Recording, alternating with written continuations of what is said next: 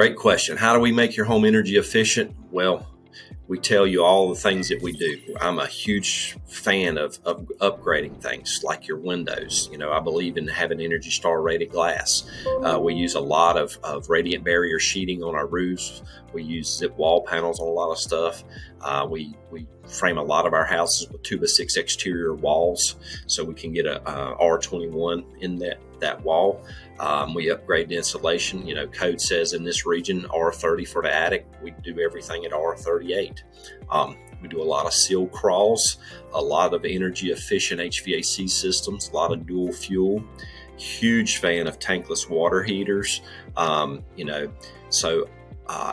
bulbs. There's just a whole list of things that we really like to do because, if we're building you a new home and that house is only costing you $125 a month in a power bill, that's great. You're saving a huge amount of money that you can either reappropriate that to a savings account or retirement fund, or help get you a little bit bigger house. Maybe you couldn't afford that, but if I'm saving you $200 or $300 a month on your power bill because we're building your energy efficient house, well, then you can go with a little bit bigger house, or maybe have some little bit nicer upgrades and things that you wanted at first, but you just couldn't justify it. But if we can help you with those costs there, then you can use that on the backside to your benefit. But huge fan of energy efficient houses. There's so much technology out there today that you'd be crazy not to try to use it because it's moving so fast.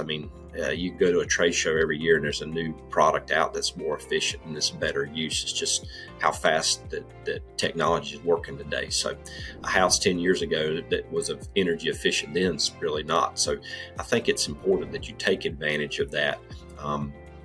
Take advantage of the opportunities now to get it as efficient as possible, because 10 years from now, it'll still be an efficient house, but it won't be as efficient as what we're building 10 years from now. So take advantage of it, spend a little bit extra money, and do the right thing from the start.